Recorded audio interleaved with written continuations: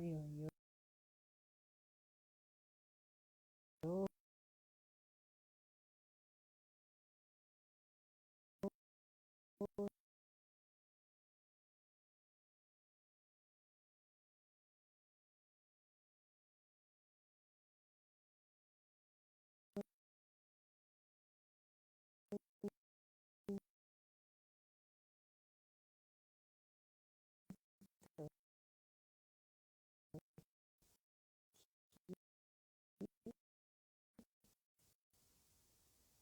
Agitando.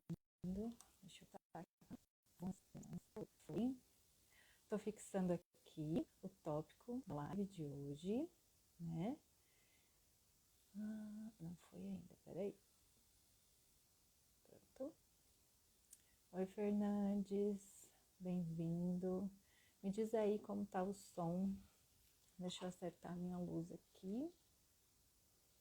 Melhorou, dá até pra me ver agora. Fernandes, me diz, o som tá bom? Deixa eu verificar aqui. Como que aparece o som? Sim.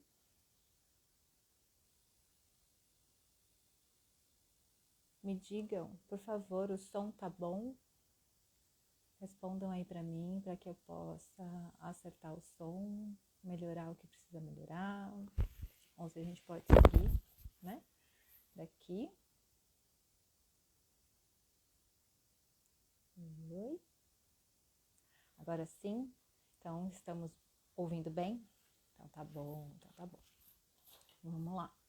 Então, hoje, né, nessa live, eu vou falar um pouco sobre as doenças de inverno, né, em crianças e qual é essa correlação que existe com as emoções, se é que essa correlação, ela efetivamente existe, né? Deixa eu fechar aqui tudo para que fique mais fácil e vamos lá. Bom, a gente sabe que nessa época, né, de inverno, sem som falar. Sem som. Agora falar tava bom. Peraí.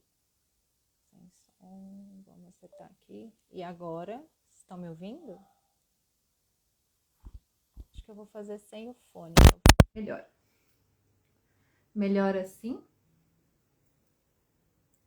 Por favor, coloquem aí pra mim. Vamos acertar o som antes de eu continuar.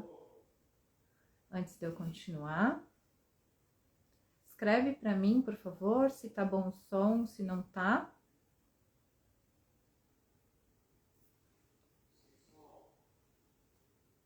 Vou aguardar um pouquinho para saber.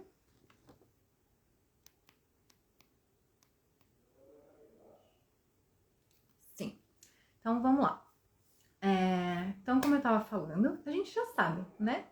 Que nessa época de inverno é muito comum as crianças sofrerem muito com as alterações que a gente tem, com as variações que a gente tem de temperatura e também com a baixa umidade que a gente tem do ar, né? E isso prejudica, então, o pulmão, né? Sem som, peraí, tá muito baixo. Peraí que eu vou tentar colocar o microfone pra ver se melhora pra vocês.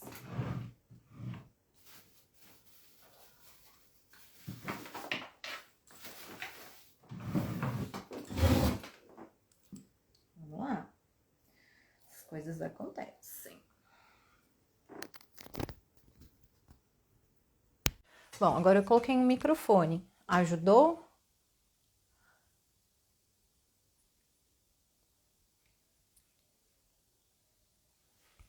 Ajudou com o microfone, Vitor?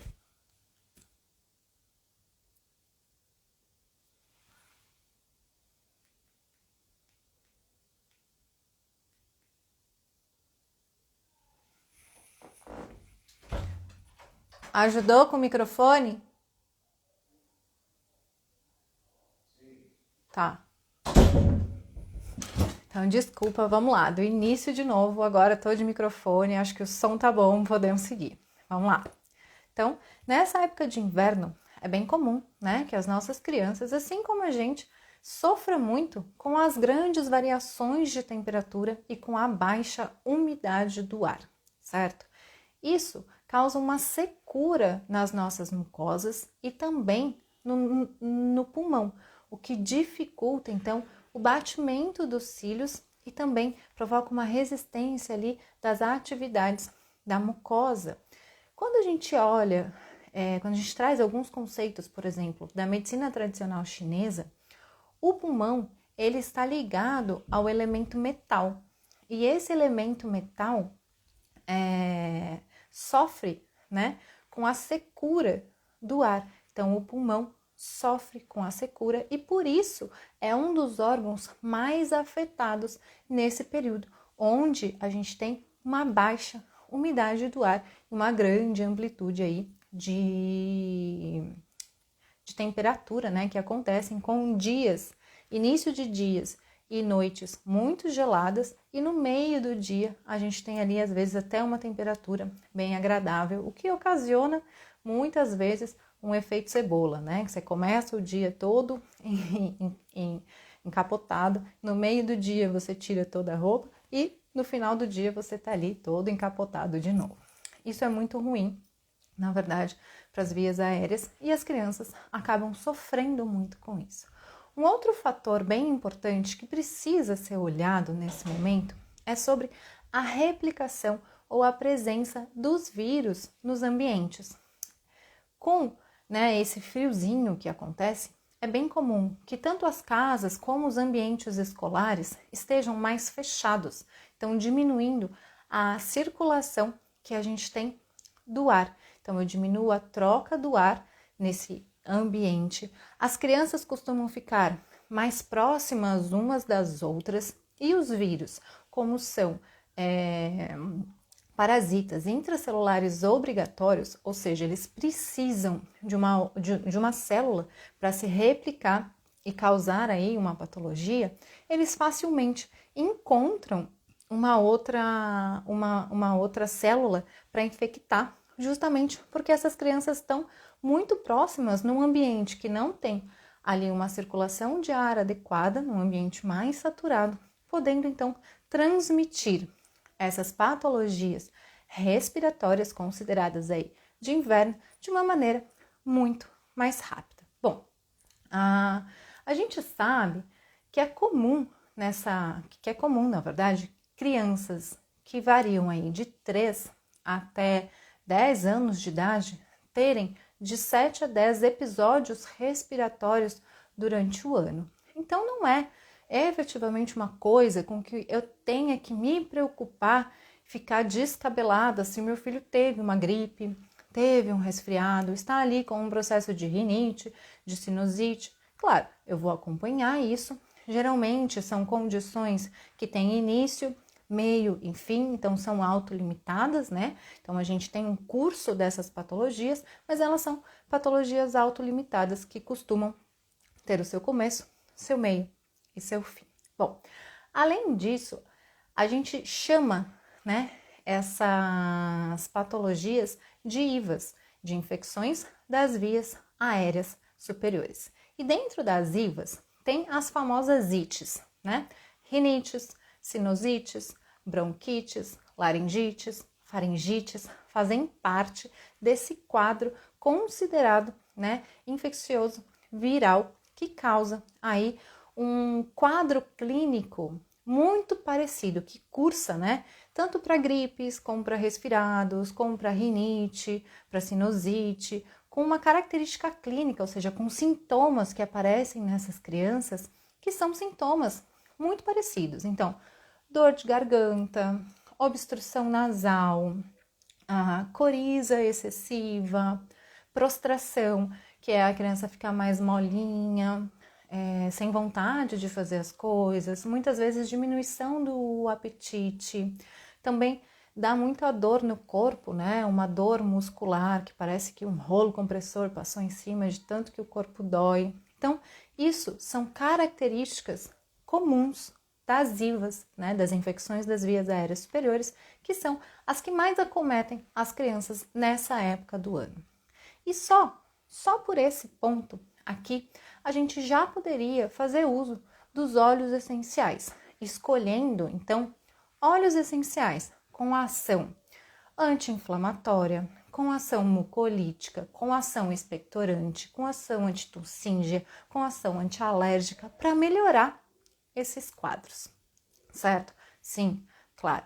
Mas existem outras questões que precisam ser ali também observadas. Então, além, né, da temperatura, por exemplo, e da replicação viral, a inflamação das vias aéreas superiores pode também ser ocasionada por o aumento de aeroalérgenos. Então, um ambiente mais fechado aumenta a proliferação de ácaros, de fungos, de poeira, certo? E esse ambiente, então, fica um ambiente mais propício para ocasionar inflamação das minhas vias aéreas superiores, ocasionando, então, também rinites e sinosites, por exemplo, que são comuns. O excesso de tempo, né, o prolongamento do tempo que uma criança tem de rinite ou sinusite, com obstrução nasal, com coriza, pode aumentar nessa criança a irritabilidade, a agitação durante o dia, o que pode também refletir numa piora da sua condição de sono. Sim, então quando uma criança apresenta um quadro obstrutivo, ela tem uma dificuldade para dormir.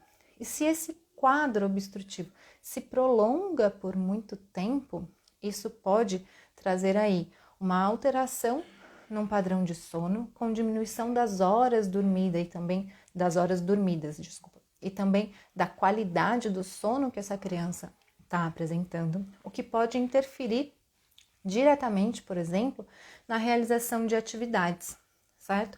Então, se a criança apresenta rinites e sinusites muito prolongadas, esse excesso de agitação, de irritabilidade e o prejuízo no padrão de sono podem sim refletir tanto na aprendizagem quanto no foco para a realização das tarefas escolares. E é muito comum que crianças que são, né, muitas vezes alérgicas e que tenham crises frequentes sejam confundidas com crianças que tenham algum distúrbio de comportamento ou de aprendizado. E por isso, essas questões precisam ser muito bem avaliadas e entendidas no ambiente, né, onde essa criança, por exemplo, está inserida. Então, precisamos sim olhar para essas questões antes de fazer efetivamente um diagnóstico do que essa criança tem.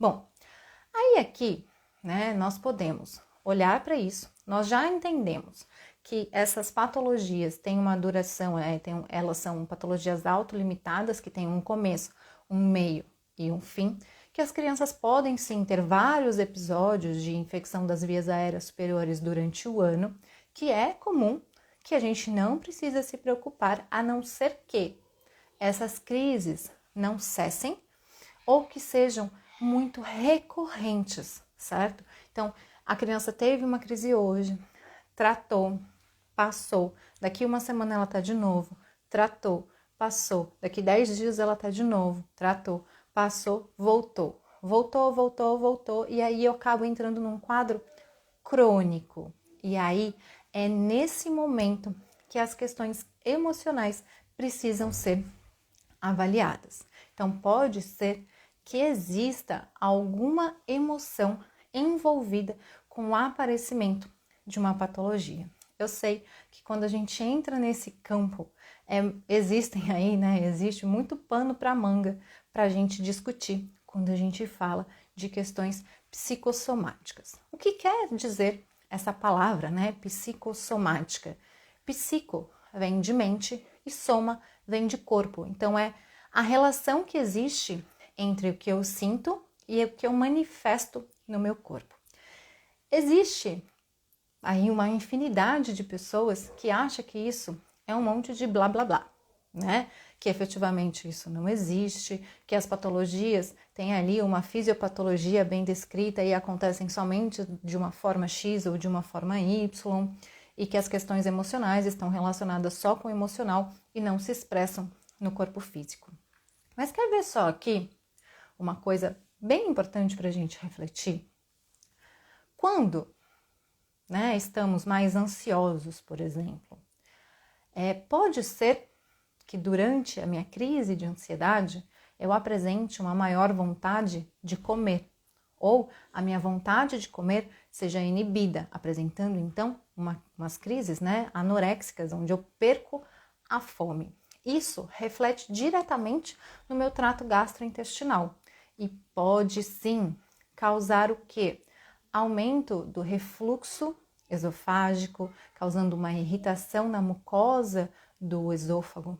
Pode também ali causar uma gastrite, também uma úlcera. Então aqui estou mostrando uma condição só, a ansiedade, que está amplamente aí difundida na sociedade de hoje, afetando um parâmetro único exclusivamente do corpo físico. Uma outra questão que já é muito, mas muito bem estudada e descrita na literatura são, por exemplo, as dermatites, né? Já é aí bem mostrado em estudos científicos que 80% das dermatites existem com um fundo emocional associado. Qual é essa correlação emocional da dermatite, Camila? A pele é um órgão, o maior órgão do nosso corpo, e é ela que separa o meu corpo interno do meio externo.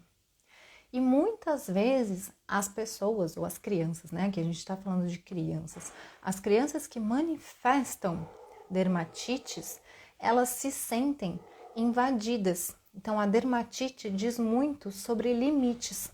Como eu posso colocar um limite? Então crianças que vivem em lugares que são muito exigidas, que têm excesso de cobrança, que são muito apontadas, podem manifestar dermatites porque estão sendo invadidas, ou seja, o seu corpo interno está sendo invadido, o seu limite está sendo quebrado e elas precisam expor isso de alguma forma. Como muitas vezes elas não sabem, ou elas não podem impor um limite para a pessoa que está causando, né, essa quebra de limite, ela expressa isso no formato de dermatite, por exemplo. E por que com a rinite e com a sinusite seria diferente? Não é mesmo? Então existem questões que precisam ser olhadas quando essas patologias relacionadas a doenças de inverno perduram por um longo período. Existem questões que precisam ser olhadas por o ambiente onde essa criança está inserida. Nós sabemos que, né, tanto a rinite como a sinusite, por exemplo, elas promovem ali, são causadas por uma inflamação da mucosa nasal e uma infecção ali, no caso da sinusite, dos seios paranasais, né? Então, causando ali um acúmulo de muco e de secreção, certo? Certo, esse é um aspecto, então, físico. E qual seria o aspecto emocional relacionado à psicossomática dessa doença quando ela existe? A gente, então, precisa olhar para o ambiente onde essa criança está inserida. E como é esse ambiente onde essa criança está inserida? É um ambiente onde a criança ela está sendo, é um ambiente onde existem muitas brigas, onde existem muitos apontamentos, onde é um ambiente que ela sofre uma pressão emocional muito grande. Essa pressão emocional, então, é uma das correlações que existe do aparecimento, né, da psicossomática, por exemplo, de uma rinite, de uma sinusite, além de uma irritação com uma pessoa muito próxima, também está correlacionada. É como se a criança sentisse, né, um cheiro, um mau cheiro naquele ambiente onde ela está, né? Essa correlação que eles fazem. Então, esse ambiente emocional muito pesado acaba gerando nessa criança medo. Medo do quê? Medo de se expor, medo de colocar aquilo que ela está sentindo para não gerar mais brigas, medo de separação de um dos pais, medo que os pais briguem novamente por alguma coisa que ela fez, ou até da separação dos próprios pais por excesso de brigas. Então, esse medo faz com que essa criança expresse, né, com uma rinite ou uma sinusite. E Camila, como que a aromaterapia se encaixa aqui, tratando todos esses processos? A aromaterapia, quando eu estava falando lá no começo sobre as IVAs, né, que eu podia, assim, escolher já naquele momento que eu tenho um aumento de secreção, dor no corpo, a dor de garganta, que eu podia escolher os óleos essenciais pelas suas questões como ação anti-inflamatória, analgésica, antitérmica, mucolítica, expectorante. Eu posso. O que eu não posso, de maneira alguma, é esperar que eu vou escolher um óleo essencial com essas características e que ele vá agir apenas no corpo físico. Porque os óleos essenciais, uma vez inalados ou usados de forma tópica, que são as duas vias aí mais utilizadas quando a gente fala de criança, eles atuam no corpo físico, no corpo emocional e no corpo vibracional. Então não tem como eu pegar um óleo essencial e falar para ele, querido, olha, hoje eu queria que você trabalhasse só no campo físico, só uma ação anti-inflamatória e mucolítica, tá bom? Não precisa agir no campo emocional dessa criança não, tá tudo bem assim, faz só isso. Isso não é possível, certo? Os óleos essenciais sempre vão agir nesses 3 campos. E é aí que eles conseguem, então, trazer ações no controle do que essa criança expressa no físico e no controle que essa criança expressa no emocional. E aqui eu falo controle porque o que a aromaterapia ajuda nesse processo? Espaçar as crises. Então essa criança tinha, sei lá, 15, 20 crises. Agora ela passa a ter 3.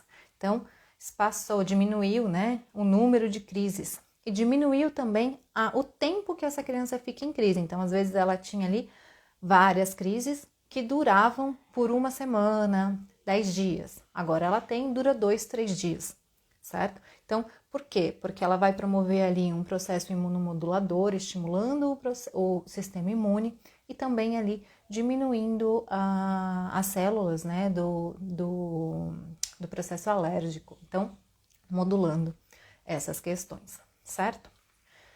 Aí aqui a gente entra num outro grande X da questão de quando a gente fala de óleos essenciais para cuidados respiratórios.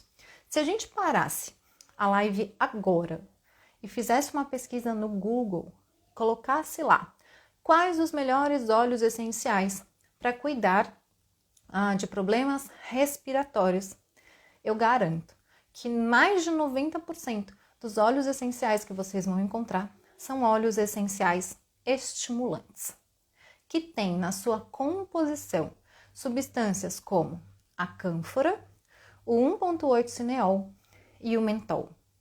E Camila, qual é o problema de eu ter na composição do óleo essencial essas substâncias, como a cânfora, o 1,8-cineol e o mentol? De verdade? Nenhuma, porque essas substâncias são substâncias excelentes para tratar problemas respiratórios, porque foi isso que a gente pesquisou, não foi? O problema aqui é que a gente precisa abrir um grande parênteses, porque nós estamos falando de crianças, e aí existem restrições de uso dessas substâncias, porque estamos falando de crianças que têm até uma determinada idade, uma maturação neuronal menor. Muitas vezes, quando tratamos dentro da aromaterapia, estamos cuidando de crianças que já apresentam algum transtorno neurológico ou neurobiológico que precisa ser olhado, porque essas substâncias também têm ação no sistema nervoso central, ou crianças que fazem uso de medicamento, que podem sofrer interação medicamentosa com óleo essencial. Vou trazer aqui alguns exemplos. Por exemplo, a cânfora. A cânfora é uma substância já conhecida desde a antiguidade. Se faz aí pomada com cânfora, xarope com cânfora, cremes à base de cânfora, garrafadas à base de cânfora para cuidar de problemas respiratórios. Mas, quando a gente fala em cuidar de crianças que estão ali com uma obstrução da árvore brônquica, quer dizer que os brônquios, ou seja, o lugar por onde passa o ar, já está assim, ó, bem pequenininho. Ele deveria estar assim, né? O espaço para que o ar passe.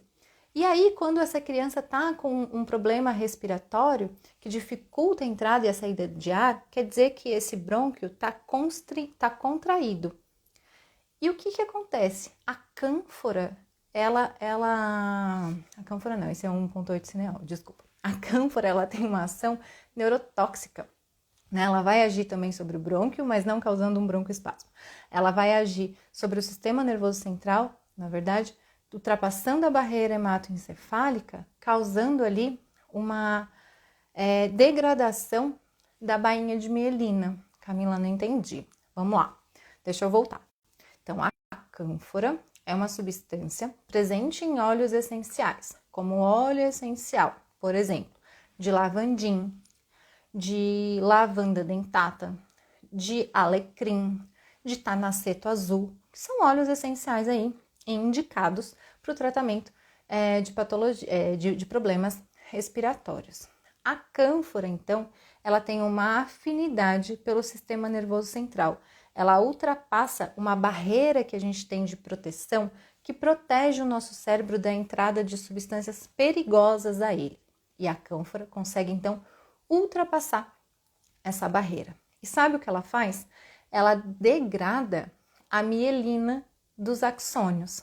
O que isso quer dizer? Quer dizer assim, ó, aqui eu tenho o interruptor e aqui eu tenho uma lâmpada. Quando eu aperto o botão do interruptor, a lâmpada acende, certo? Por quê? Porque quando eu aperto o botão do interruptor, existe um sinal elétrico que é conduzido dentro de um fio que faz com que a lâmpada acenda. Dentro do nosso sistema nervoso central, as informações também são passadas assim. Uma informação que está aqui precisa chegar aqui, ela é conduzida através de um neurônio por um impulso elétrico.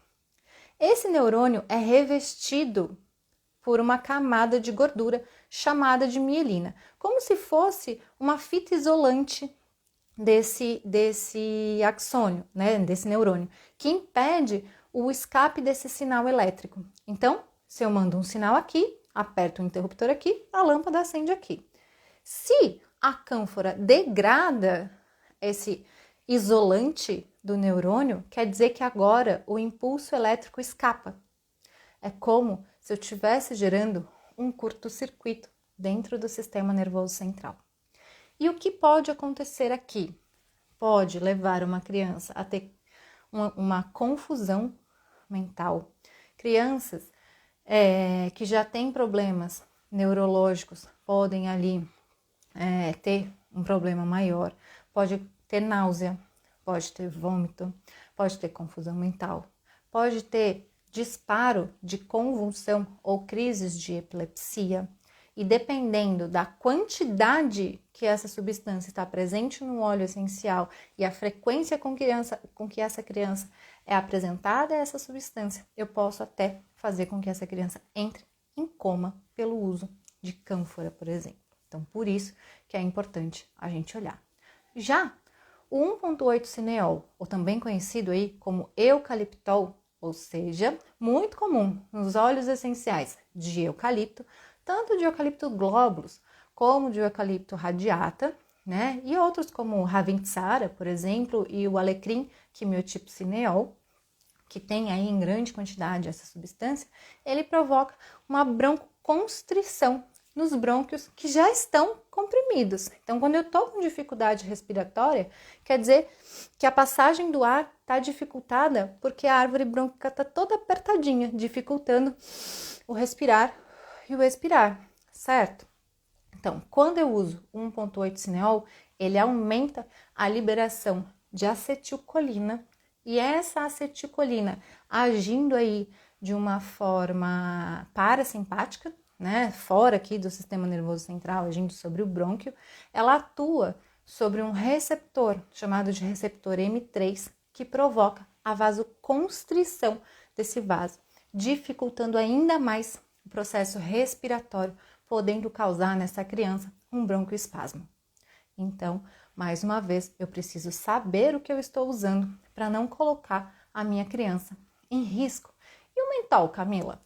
Nossa, o mentol é muito utilizado, existe aí uma série de medicamentos à base de mentol, justamente porque ele traz o quê? Uma refrescância, e essa refrescância abre a árvore brônquica, auxiliando no processo de respiração. Não é mesmo? É, exatamente isso. Mas o mentol, ele atua em um receptor farmacológico, né, que chama aí TRPM8, que não vem ao caso, mas é um receptor que traz uma analgesia. Então, ele é bom, né, porque ele vai me trazer aí uma ação analgésica. O problema é que em crianças, ele pode trazer calafrios, né, tremores e até induzir a um processo de hipotermia. Então, olha aqui, a gente fez um Google, buscou por óleos essenciais que tratem problemas respiratórios, achamos 90% desses óleos essenciais com essas substâncias que eu acabei de listar para vocês, mas a gente vai utilizar essas substâncias com crianças.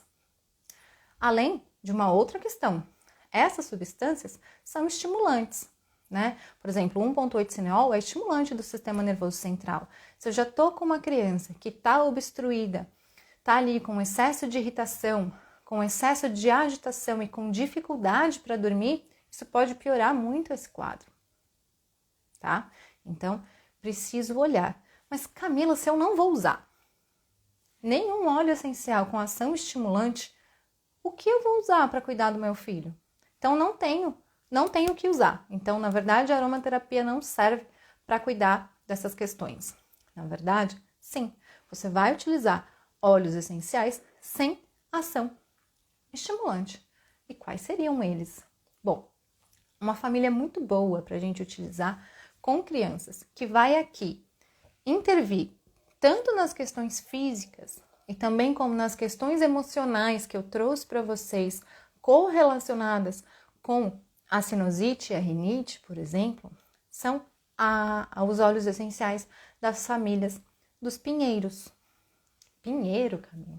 É, a família dos pinheiros, como por exemplo, pinheiro siberiano ou abeto siberiano, pinheiro silvestre, pinheiro prata, né, abeto prata, cipreste, cedro. Então, óleos essenciais que não tenham uma ação estimulante podem ser utilizados para tratamento e para controle aí de problemas respiratórios em crianças. Por exemplo, um óleo essencial que eu gosto muito de utilizar aqui em casa é o pinheiro siberiano. Então, o pinheiro siberiano, ele tem na sua composição química um éster, né, quase que 40 e poucos % da sua composição química, que é aí o acetato de bornila.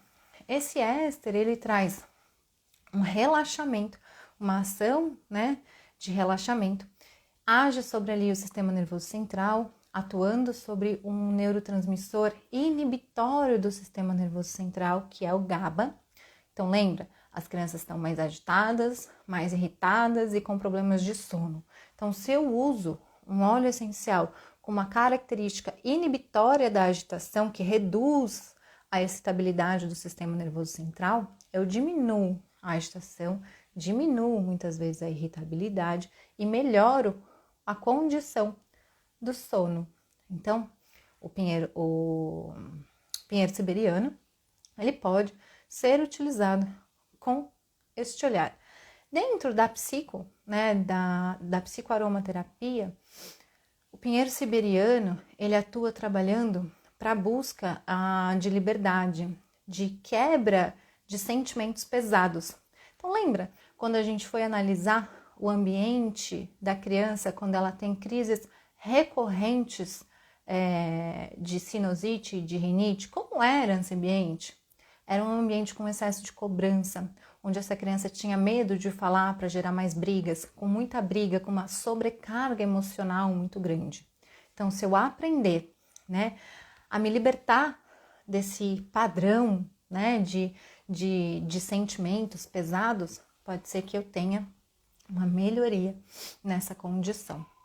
Além disso, um outro óleo essencial que eu também posso utilizar, que é excelente para a questão respiratória, é, por exemplo, o óleo essencial de cipreste. O cipreste auxilia no trabalho, ele é rico aí em alfa-pineno, por exemplo, né? Eu vou trazer de novo aqui uma correlação da medicina tradicional chinesa, para a gente voltar a entender. Eu disse lá no começo que o pulmão, né, sofria com excesso de secura, e dentro da medicina tradicional chinesa ele está presente aí como um elemento metal. Aqui, tanto o pinheiro quanto o cipreste apresentam concentrações altas de pineno. E o pineno, neste olhar da medicina chinesa, ele tem atração ou afinidade pelo elemento mental. Então, ele tem afinidade pelo pulmão, tratando ali, então, problemas relacionados ao pulmão dessas crianças. Então, o cipreste apresenta uma quantidade grande de pineno e trabalha um conceito de flexibilidade e também de gerenciamento de crises internas e externas, e ajuda a limpar mágoas e ressentimentos. Então, será que essa criança precisa trabalhar mágoa, ressentimento pelas pessoas que estão ali no ambiente onde ela convive, pelas situações que ela passa diariamente? Então, pode ser um óleo bom, desde que eu entenda qual é o contexto que essa criança está inserida. Um outro óleo que não é estimulante, que tem uma ação maravilhosa sobre o sistema respiratório, é o óleo essencial de cedro atlas.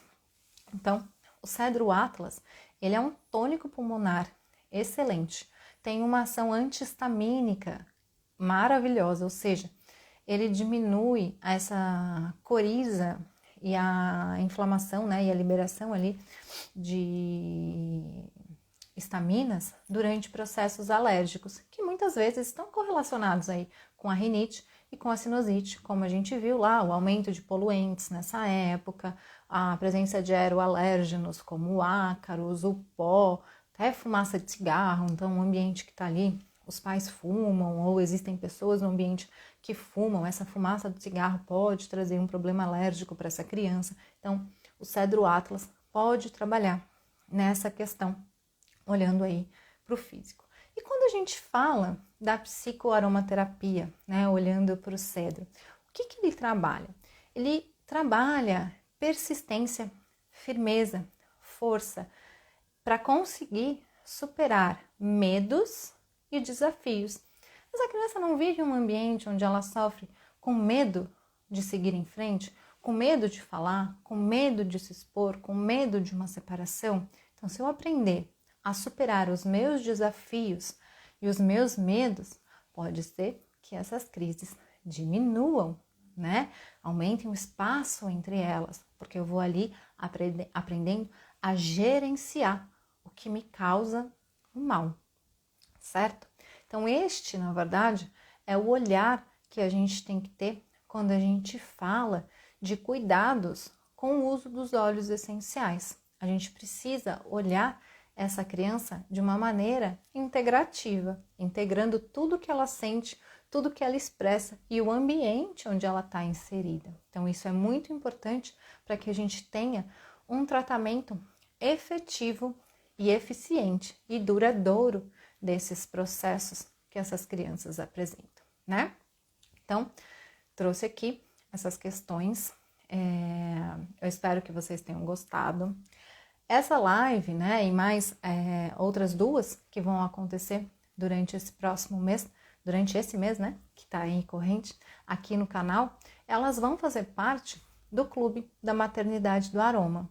Um clube fundado, né, idealizado e aí fundado por mim para reunir mães para que a gente possa conversar e trocar sobre os desafios da maternidade e como utilizar a aromaterapia nos cuidados do dia a dia, ou seja, como introduzir a aromaterapia de maneira segura e correta para cuidar daquilo que você pode fugir da farmácia, por exemplo, certo? Então, é um lugar onde as mães são acolhidas, ouvidas, né?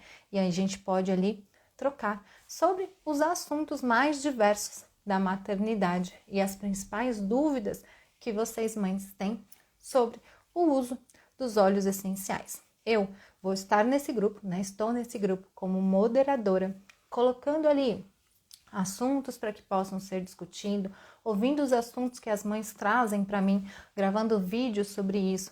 E aí, a minha ideia é fazer reuniões ao vivo com as mães para que a gente se conheça de verdade, formando ali uma roda de acolhimento como uma sustentação, né? Uma rede de apoio para mães que precisam desse suporte para ser ouvida, para ser acolhida e também para utilizar de forma correta a aromaterapia nos cuidados das crianças, certo?